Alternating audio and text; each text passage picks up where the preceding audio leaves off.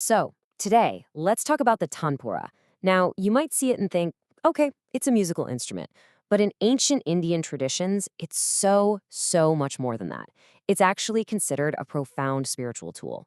We're going to dive into how its simple, continuous sound is seen as a bridge to the divine. So let's tune in and really listen. I want you to just imagine for a second, what if the Big Bang wasn't a bang at all?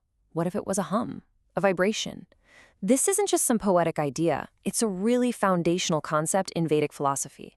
And honestly, it's the key to understanding the sacred role of the Tanpura's drone, a sound that's meant to connect us all the way back to that cosmic origin. In any Indian classical music performance, the Tanpura is never the star of the show. It's not playing the main melody, but it is the soul of the music. It provides this incredible foundational sound, this sonic canvas that every other note gets painted on. This quote from darbar.org just nails it. Think about it. Like salt in a really good dish. You don't necessarily taste the salt itself, right? But you would feel its absence immediately. The whole dish would be flat. That's the tampura. It doesn't create the melody, the raga, but it unlocks it. It enhances everything and makes the whole experience so much deeper. And this is the part that you really have to get. The tanpura never, ever plays a tune. Its only job is to create this continuous, shimmering, overtone-rich drone.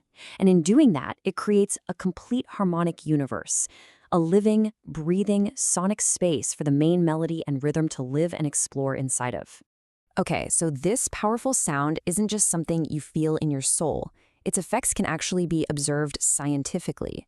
So let's take a look at how this ancient instrument interacts with our very modern brains.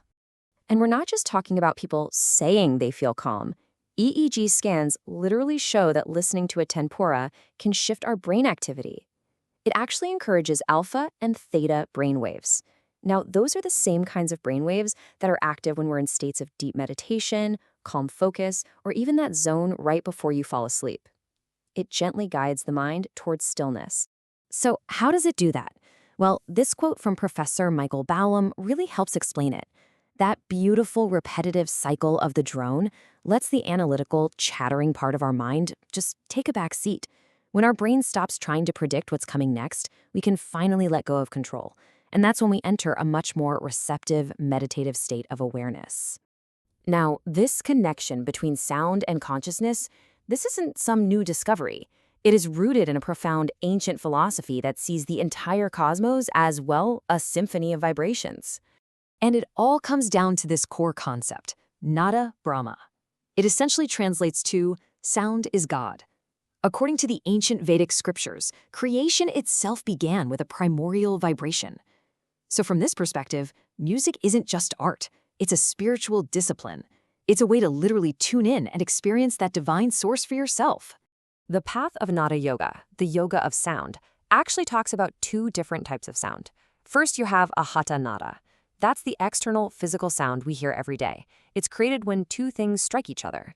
The goal for a musician, or even a listener, is to use this outer struck sound to tune their awareness inward, toward the Anahata Nada. That's the subtle, unstruck cosmic hum that you can only perceive in deep meditation. Okay, so if the universe is sound, and the goal is to hear that inner cosmic sound, how does the tanpura fit into all this? Well, you could say it was designed to be the physical manifestation of this exact cosmic principle. The great seers, the wise people of ancient India, didn't just create an instrument for accompaniment. They developed what you could honestly call a form of spiritual technology. The tanpura was basically engineered to produce a sound that could help guide a listener from the noisy, chaotic outer world to the still, unified inner world.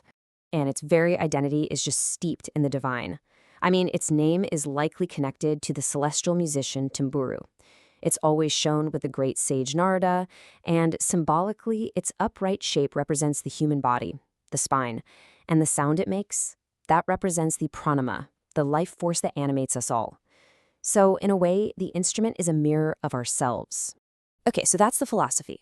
But how does this all work in practice? How does a musician, or even just a listener, use this spiritual technology to cross the bridge from our ordinary awareness to a higher state of consciousness? It's really a journey in 4 stages. First, that steady, unwavering drone just calms the restless mind. Then, those rich, shimmering overtones, they call it jwari, are believed to resonate with and activate the body's subtle energy centers, or chakras. Step 3, the simple act of just listening, with focus, transforms into a deep meditation. And finally, that practice guides you inward, from the struck sound of the strings to that unstruck, cosmic sound within. And this really brings us to the ultimate purpose. Within this ancient tradition, the highest aim of music isn't performance, it's not applause, it's not entertainment. It's a sacred practice. It's a path, a form of yoga that's designed to lead the person towards self-realization and a state of unity with the entire universe. So, the Tanpura teaches us that sound is never just background noise. It's a powerful force that literally creates our reality. And that leaves us with a question, right? If one single sustained drone can be a vehicle for connecting with the infinite, what are the sounds, the rhythms, the vibrations that are composing the universe of your own life?